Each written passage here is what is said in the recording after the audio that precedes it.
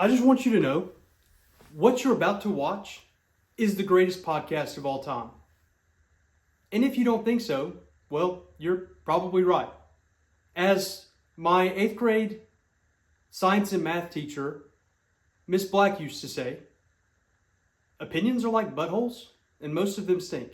And as you're entitled to your opinion, to me, your opinion stinks if you don't think this is the greatest podcast of all time.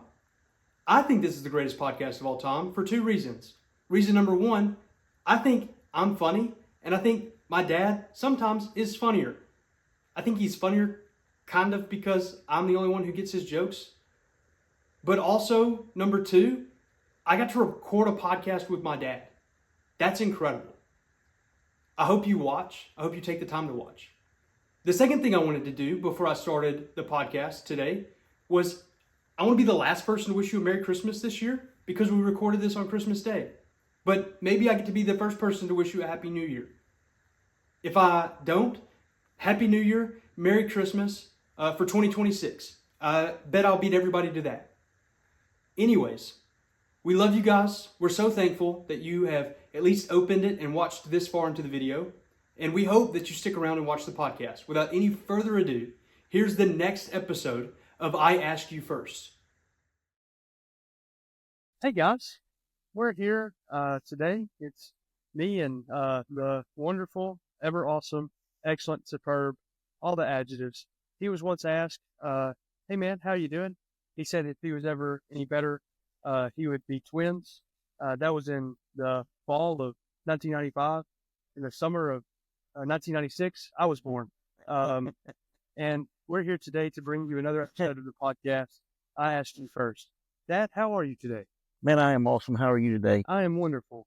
What are you doing? Nothing much.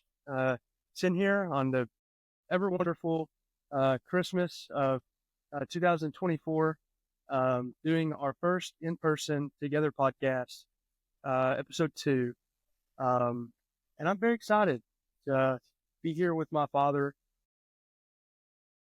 Sure was a long time between episode 1 and episode 2. Really, it wasn't. We shot episode 2. It's garbage.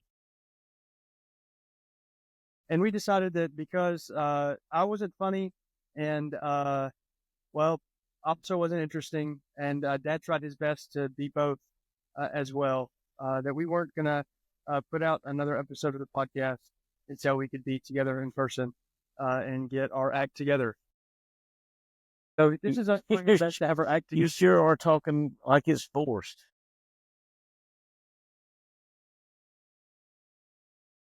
We're sitting outside on this wonderful Christmas day, watching the dog try his best to go in the swimming pool that's got a cover on the top of it. It's going to be a lot of fun. If that happens, you're going to see the first ever live rescue on a podcast of a dog in a swimming pool. Yeah. And that water is cold. It's about 50, it's in the high 40s, probably low 50s for temperature. Couldn't stay in it long. So some of the things you guys missed on the never aired podcast episode were the colors of Advent candles, the age of the new head football coach at North Carolina, and a 10-minute rant on how much I hate the University of Notre Dame. So, and I don't think anything's changed since then. Not much has changed. Bill Belichick's still really old. Yes. Notre Dame's still really obnoxious, and although they have a pretty good football team. I was won over by a singular Notre Dame fan. I'm a huge Alabama fan, but seeing Shane Gillis call Nick Saban Alabama Jones on College Game Day was pretty funny. Was great. He did look just like Indiana Jones. Alabama Jones. And it kind of laughed out of me. Other than that, we got some things that we want to talk about. Now, last time we podcasted a little bit, Dad made an agenda, and he did not really share it with me that much. Today, he's made an agenda, and I stole it from him, and I'm going to pretend to host this podcast, and we're going to run through some things that we want to talk about today. So, Father, my first order of business on today's podcast is I want you to walk me through the highlight of Christmas for me so far, and that is we had a moment of utter mystery on our hands at the Bryant household, where two Christmas presents Oh. went missing. This wasn't on Dad's agenda, but I need you to explain to me how two Christmas presents go missing in the Bryant house, and how that happens, where they were found, how they were found, and Well, I wasn't there when they were found. I just know that and what I know where they weren't. where did you have to look So, to try to find the missing Christmas presents? so it all started, I guess yesterday. We exchanged gifts with our family on the 23rd. And so it really started that evening when your mother realized that she had not, there were a couple of gifts that she had not yet given, and she knew that she had purchased them, but she didn't know where they were, and she knew that she hadn't given them. So, I knew at that point in time that at some point in time, life was going to get interesting if we didn't find those two Christmas trees. It was a mug and a vase. And so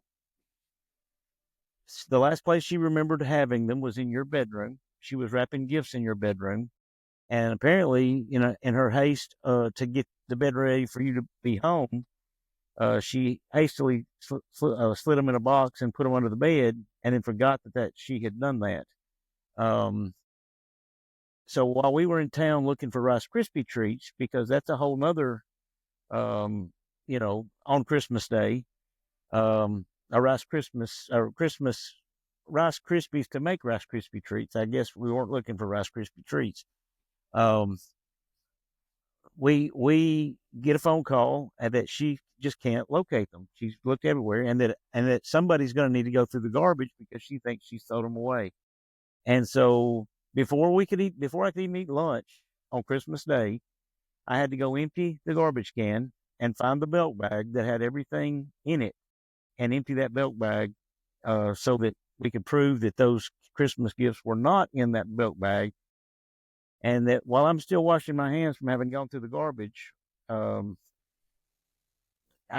you'll have to tell the exact circumstances under which they were found, because you were present. I was not. Yes, no, she went straight to the bedroom and looked straight under the bed where she had last seen them, and found the presents in the box that they were probably in the entire time.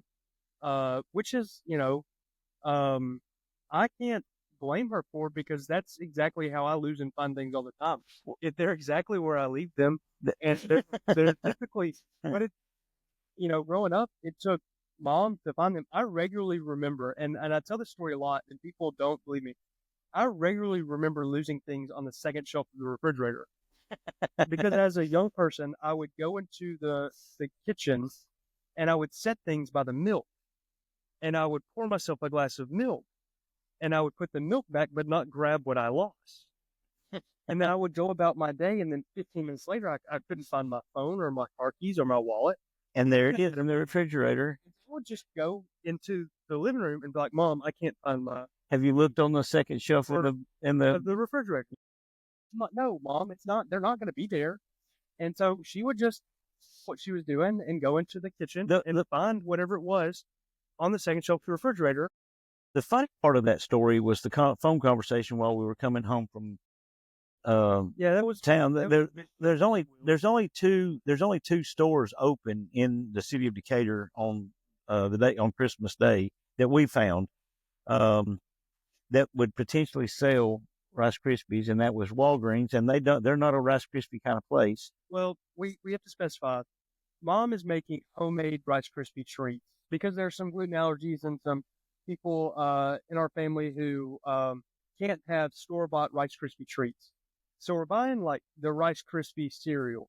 And we learned today that Walgreens is not the kind of establishment that carries Rice Krispies. They carry cereal.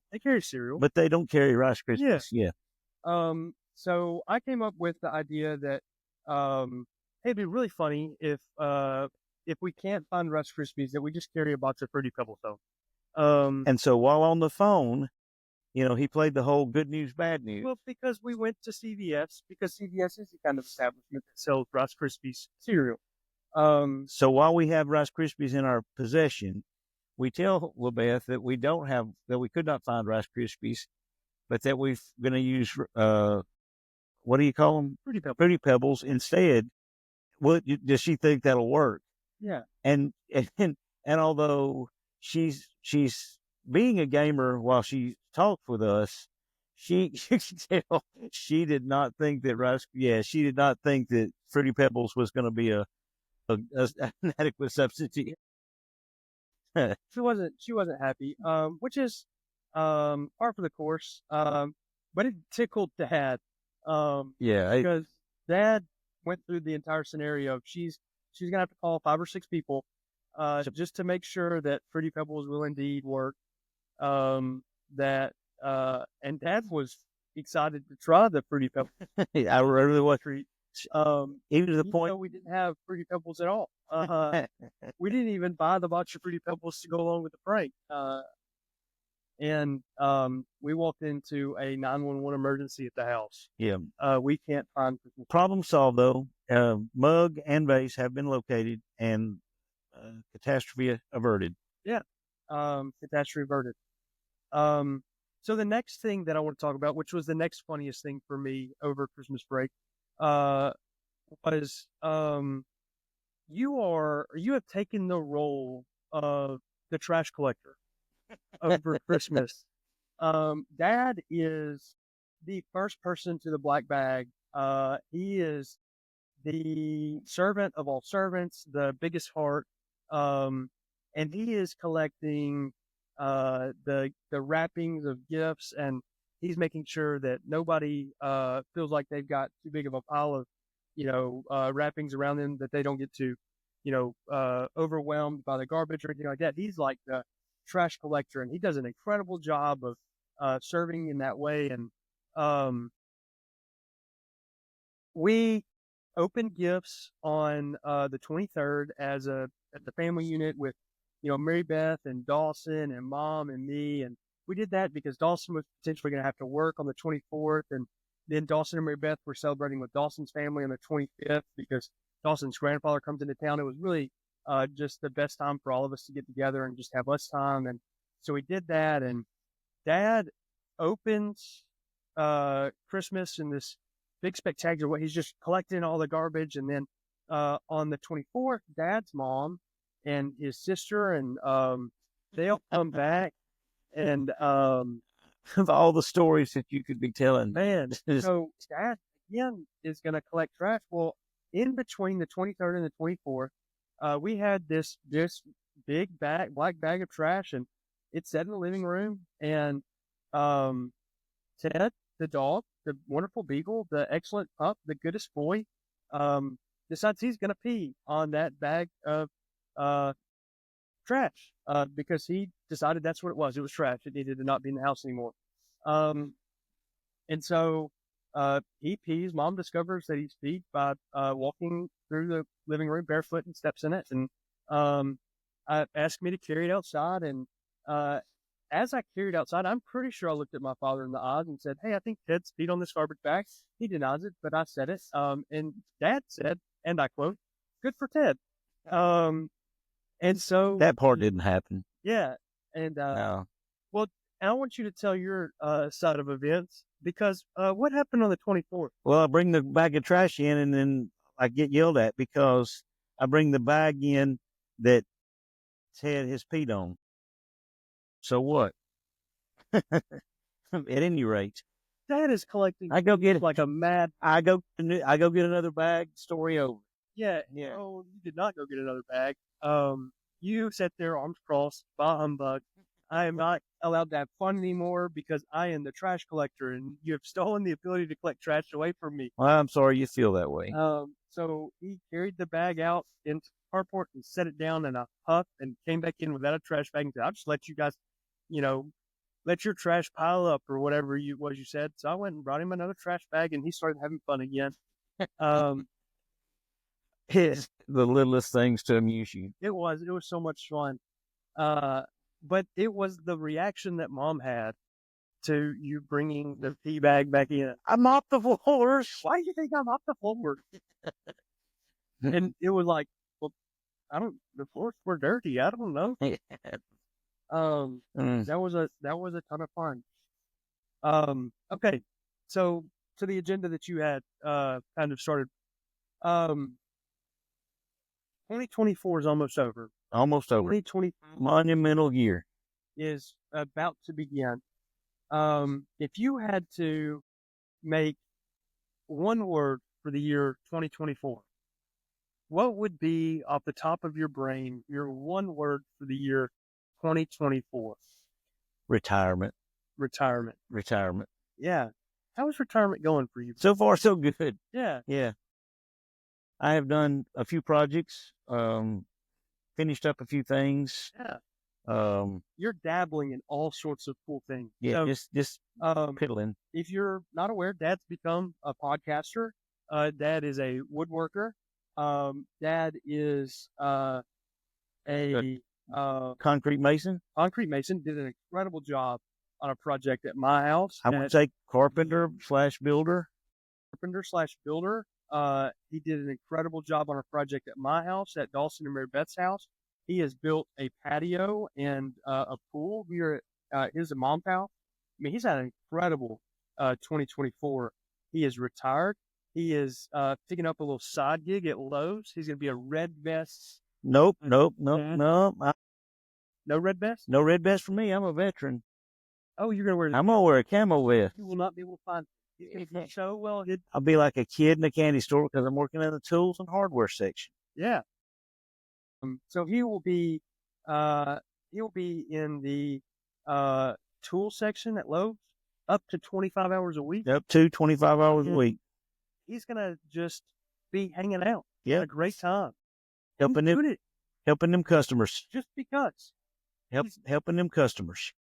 needs more fun. Yeah. He ran out of projects to do at Mary Beth's house, and wintertime got me, and I'm just not gonna sit around and do nothing. yeah, he's But been doing some woodworking projects, and they're phenomenal.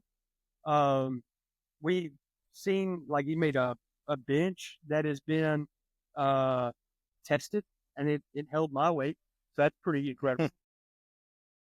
He did he helped me make a picture frame, and it will have been received as a Christmas present by the time this comes out, I would imagine. What are some other things you made? Well, I made those charcuterie. Yeah, Like, glad you pronounced so, it. so I wasn't going to. serving boards Yeah, some charcuterie boards. required a little routing work and a little glue work and a little sanding, just having fun. But, 2024 as a year and retirement, you think about all the legends that are going out in 2024. Legends that have gone out in 2024. Rick and Bubba. Rick and Bubba as a show is no more. Which brings me to just a side. Wait, Rick and Bubba. Because we had a little pushback. The reason why the podcast is named what it is I ask you first. It's a little back and forth. Every time we get on the phone with each other, Right. Hey, how are you? Right, what are you doing? Or, hey, what are you doing? Yeah. And Not much. What are you doing? Or I ask you first. That first but I was 10 toes down, standing firm on the Rick and Bubba have retired. And I wanted to name the podcast that we are on currently Crick and Bubba. Just because the logo that they used for so long is available. But he wasn't for it. So Rick and Bubba are no more. Nick Saban. Well, he's not really retired, but he's coaching. Yeah, he retired from coaching. But so you think Alabama about Jones is on the game. Yeah, but so you just think, all the legends going out. Who's some more? Me. Oh, well, Your legend. Your mother. Mama. Now, there were so many little babies that learned how to read because of that lady. Read, and some of them learned how to do math because of her help. but so many of them learned how to read. Um, So just, retirement. That's if I had one word if I'm going to use one word, if I give you more than one word for 2024, total uh, meltdown, catastrophic, just absolutely awful college football playoff committee. It's awful. now you're trying to get me riled up, and I don't. So, and I offer as evidence that the CFP committee is a failure. Just the all four of the first round games, there wasn't a single one of them that was worth watching. I mean, Texas Clemson was the closest. The rest of them were just completely. And I wanted to believe that Tennessee could, muster an ounce of defense, but they obviously could not. And it was awful. It was just it was awful football. So if the committee's role or job this year was to people hate football, hey, they're successful. But if it was to get the best 4 or 12 teams in the playoff, they didn't do it. And I'm going to go on and say, for some of the teams that we saw lose in the first round, Miami would have been a better choice. Forget that I'm a homer for Bama. Forget it. It's an interesting. It's an interesting weekend when. So last week I was sick. I had like a flu-like situation. I didn't watch any football, and Well, I tried. It made me sick. okay. I would have rather had the flu. Ain't no doubt. And so, I actually take that back. It was awful. But it was it was a tough, like, just, I watched maybe the game day for Indiana, Notre Dame, enough to laugh at Shane Gillis. And then I was ready for bed, and I slept all day Saturday, and I don't feel like I missed anything. I looked at the scores on Bleacher Report. Awful. You're just awful. Now, I'm still hopeful that Notre Dame, Georgia will give us a little something, and that that there's still some good football going to be played. Gracious. The matchups that you expected for the next round are the matchups that we're going to get. That Georgia Notre Dame game can be good. Ohio State Oregon game during the regular season was an excellent ball game, but that's this round's games. We'll see, but there's still some teams in it. There's some teams that got buys that didn't need to be even be in the playoff. Yeah, that's an issue, and I appreciate you pressing it. Okay, I'm sorry. Other things in 2024 that were interesting to me, when I think about it.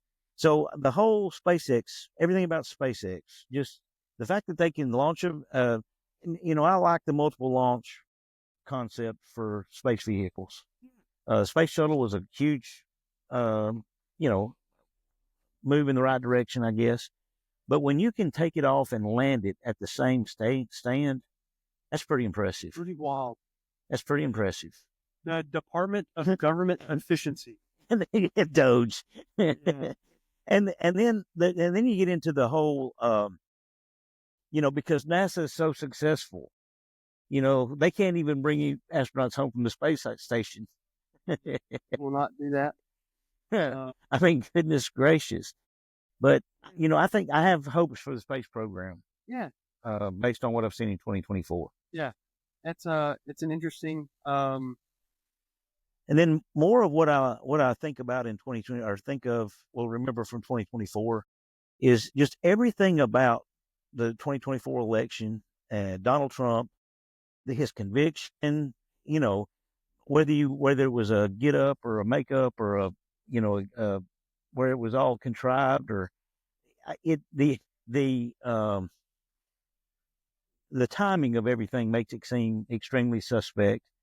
But just the fact that he got shot, that he survived, that the Democrats were dumb enough to run a candidate who had never won anything, I mean, just what did they think was going to happen? What did they think average America? They just completely lost touch with average America. Yeah. And Donald Trump kind of connects with average America, and everything about it. They're out to get me the whole 9 yards.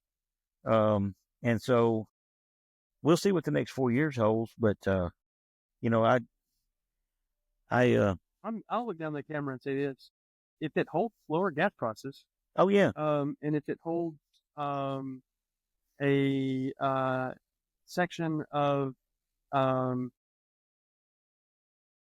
where we're not starting foreign conflicts that we don't need to be a part of, I'm here for it. But I don't necessarily agree with like the temperament of the individual that we elected. I don't necessarily agree with the person that was running on the other side. So I'm very intrigued by the political climate of the world that we're in. Just as like how did we get here? Because they're so polar opposite, and that's interesting to me. Because you would think that a rational person who is looking at the world around us and how divided the world seems to be, like would see somebody and would try to find like a middle type, but there's no middle anymore. no, There's nobody who meets, because the more middle you go, the more insane you seem when you try to meet on certain thoughts, and uh, the the larger stand you take in and certain things. and it seems like the things that people are polar about, that they hold as being true, are things that normal people would go, meh, I could care less, The things that you should hold true on are just they seem insane to to the other side. yeah. And it doesn't matter, which side you're on. It's that way with both sides. Yeah. The other thing, you touched on it a little bit. The other thing about 2024 that I'll just remember is the wars that are currently being waged. I don't know if Israel and Hamas have a ceasefire right now. I think they have a limited ceasefire, but Israel has, when you consider the size of Israel to the rest of the Middle East, it's like comparing Cuba to the United States. And they just said, no, come at me, bro. And have thus far, both in technology and warfare and in tenacity, just wreaked havoc upon their enemies, and dared anybody to be against them. And it didn't matter who you were. I mean, so, good on Israel. And then of course there's still, I think both countries in the Russian-Ukraine war, I think both countries are looking for a way to get out. They just need a way to do it and save face. I think Trump will give that some attention. And those are the big things that I think about from 2024 in review.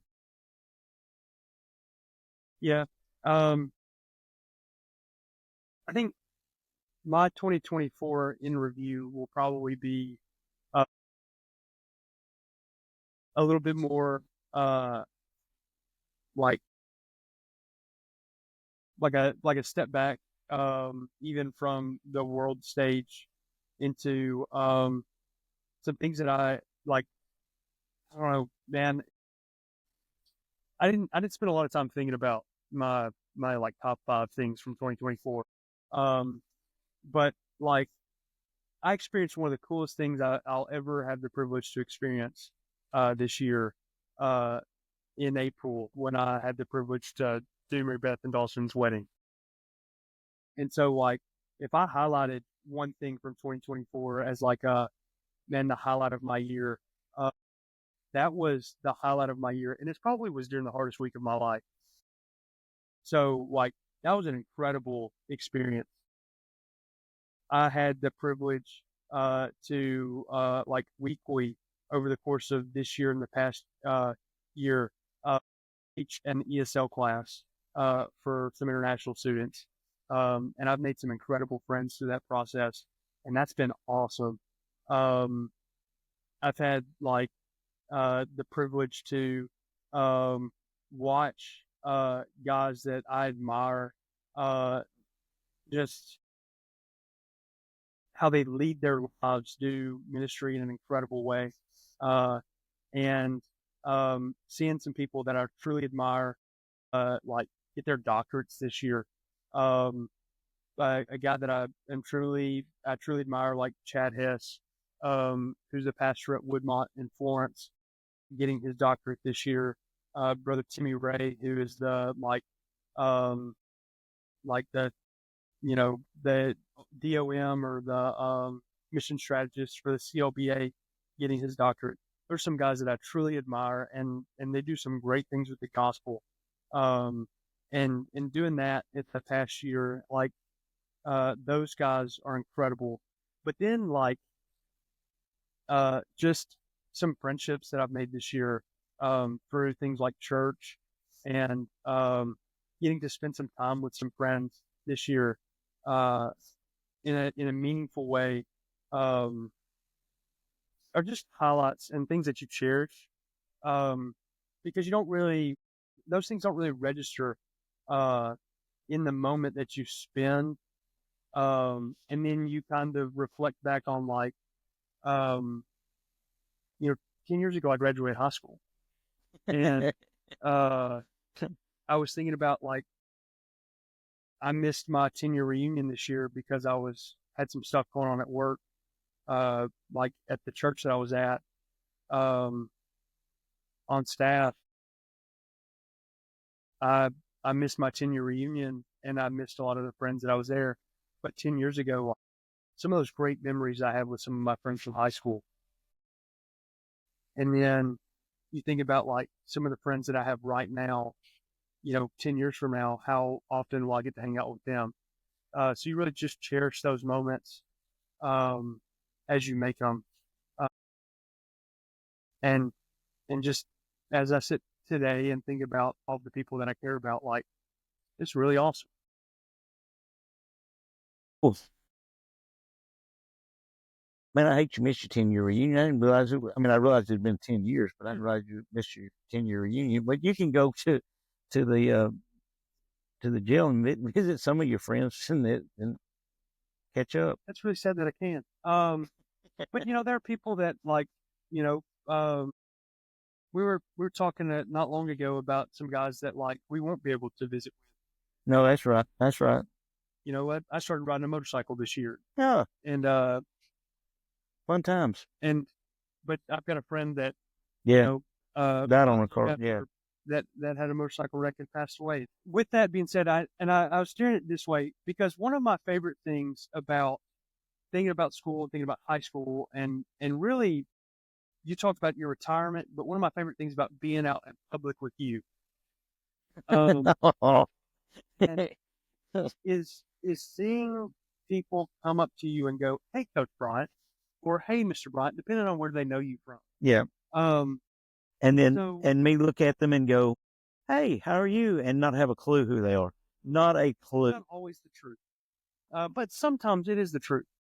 So I need you, and today was a good example of you maybe not remembering somebody, but I need you to give me 2 or 3 of your favorite experiences of you being out in public and somebody going, "Hey, Coach Bryant," or "Hey, Mr. Bryant," in public, and you either remembering who they were or, and them giving you just either some some form of do you remember?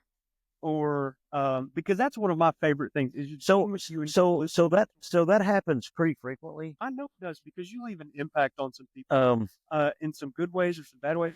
My favorite is when it's a football soccer player. Yeah, so that was one of my if I have to Either Douglas Sapp being one of them, or Jorge Rodriguez being one of them, or either one of SpongeBob or Patrick, um, you know, being some of the guys that will be.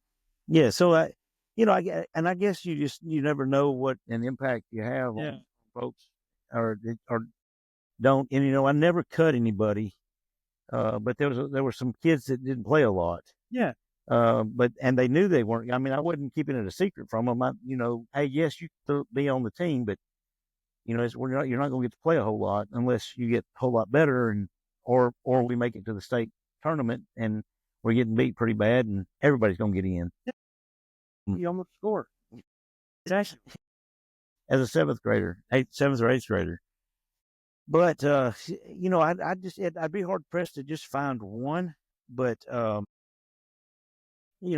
guess that night over at Elkmont where the kid had, and I couldn't tell you the kid's name, one of the Hispanic players, had not been a key factor, not an Ivan Erstegi or a George Horblanca or any of those, but he had been on the team, and he was younger when I left, so he'd been a ninth or 10th grader when I left, but he had kids playing at Elkmont, and he made it sound like I was the cat's meow, like I was almost to the point that it was embarrassing that I was not the one coaching the team, that I was just there as an administrator. And then there's that kid that walks up to you, and and I will remember this. So we were at church, and I recognized this young lady as being a former student from my first class ever at East Lawrence, way back in the day. And she lets me know right quick that she hated me, and that I was a terrible teacher, and that she hated math because of me, and didn't and I didn't remember having. You taught several sections of history at East Lawrence, didn't you? I did. Yeah. Okay. Yeah. I would hate math if it was taught to me by a history teacher too. Yeah, it was. I taught whatever they'd let me teach. Yeah. I mean, I just wanted to teach. But at any rate, you get good and bad. Oh. You just have to take it with what comes. Teachers are special because there are teachers that make an impact, good and bad. Well, you're going to make an impact. It doesn't matter whether you want to or not. Well, but there are teachers that, and I mean this with all, to make an impact, and you won't make an impact on every kid, but there'll be a kid that you have that you will be the one that makes the impact. You know what I'm saying? Yeah. So there's not any teacher that doesn't make an impact. Yeah. Because there are teachers that the neighbor children are having a blast. There are teachers that make like no registered impact in that moment. And then you think back about their classroom, and there's something that you can take from their classroom, whether it was their management style or just there's a life lesson from their classroom that I can glean. But there's also the there are those teachers that are just special, and I think about some teachers that I had the privilege to have, and it's just like, man, if I'd have known that teacher was as special in the moment, I would have really not been such a tailhole. Or if I'd have known that they were that special, I'd have been, a bigger tailhole because I needed more correction. But you just really appreciate, and I had some coaches too that were really special. And the decision to play soccer as a seventh grader changed my life because I loved baseball, and you ran for me in everything else. And you couldn't run for me in soccer. That's right. Like if I was playing middle school football, you were helping the varsity. If I was playing middle school basketball, you were helping the varsity. If I was moving to junior varsity, you were helping the middle school. So it wasn't like you had but when it came to soccer, there was you. Yeah. You didn't have the opportunity. So I knew that was going to be my opportunity to play for you in a sport. And the decision to play soccer, uh, it changed my life because, man, I made friends and I learned about, And you were pretty good. In you were pretty good in some things. yeah, I don't know that you were ever going to be the fastest striker. no, But I was like you on Christmas morning. I collected trash like nobody. yeah, and knew what to do with it when you got it. Yeah. And I didn't. That's not where I started as a goalie because I, thought that's what the white kid had to do. And Well, only if they want to play. and I wanted to play. We're gonna finish this. And I feel like it'd be fitting to finish the Christmas podcast or the holiday podcast. Tell me your favorite Christmas memory From this Christmas? from Christmas. Like Christmas past, present, can be included. But Oh, see, you make me want to cry. that's fine. So, yeah, I don't remember the year. I was probably 7 or 8 years old. But we were dirt poor. I mean, dirt poor. Yeah. And Mama had been hassling Daddy to bring a Christmas tree home, and he didn't. And he said something smart. Well, the woods are full of them. Go get one. And she goes back there and cuts down the ugliest pine tree you'll ever see, and drags it to the house and puts it up like it's a brown Christmas. And actually, so that's one of my favorite memories of. But now every Christmas is full of memories. This Christmas, my memory will be Mama falling. And so we had our Bryant family get together on the 14th, and and Mama, because that's when Troy and his girls could come, and Mama fell and broke her pinky. Yeah. It's not funny, but so I had to carry her to the orthopedic doctor to get her pinky looked at.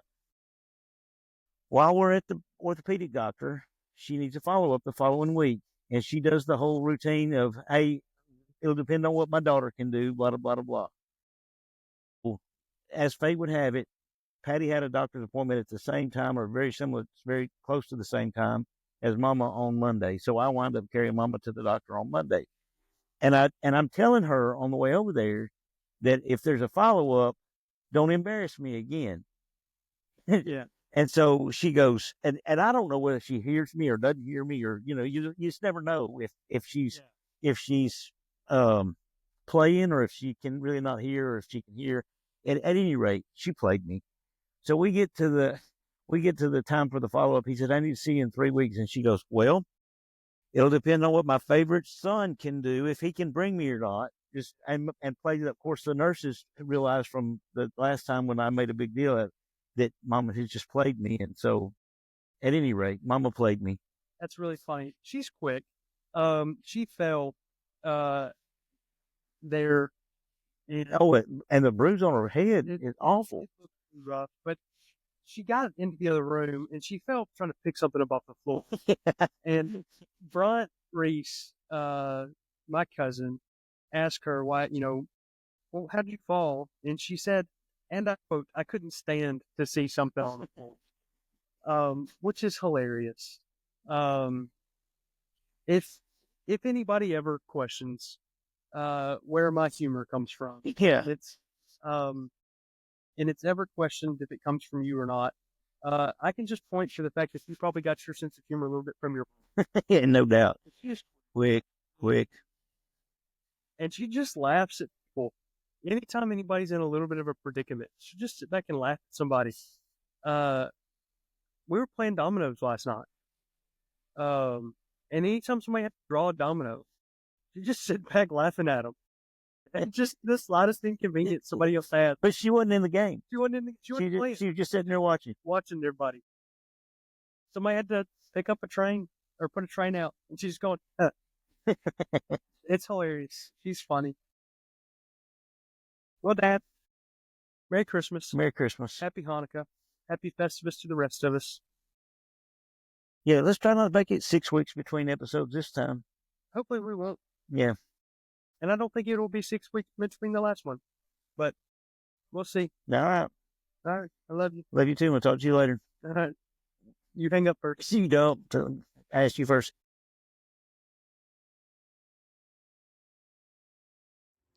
Thank you so much for watching this week's episode of I Ask You First. I wanted to take just a minute to wish you a Merry Christmas and a Happy Holidays if nobody else has. And I also wanted to just put this out there. If the holidays have been hard for you or have been tough for you this year, know that you're not alone. I know that this time of year, especially as days get shorter and the nights get longer, the holidays can sometimes be a reminder of people that you're missing this year, specifically maybe for the first time, or a reminder of people that you've been missing for a while. And then there are people in our lives that we don't realize it, but the holidays are just another weekend or week that they have to spend without someone. So be a friend and tell somebody you love them. And know that you're loved by the Bryant family. The Bryant family loves you dearly. By me, I love you dearly. I appreciate you taking the time to watch me and Dad pick at each other and goof off on the podcast this week. But also, as the holidays come to a close, know that Jesus loves you, that the Lord sent his one and only Son, Jesus Christ, into the world so that whosoever believeth in him shall not perish but have everlasting life. What a great promise we have in Jesus. That's what Christmas is about. It's about the babe, the God took on flesh in the form of a baby, and he lived a perfect life. And ultimately, at the end of his life, he took the punishment for my sin and for your sin. And if you have the ability to put your faith in him, to believe in him,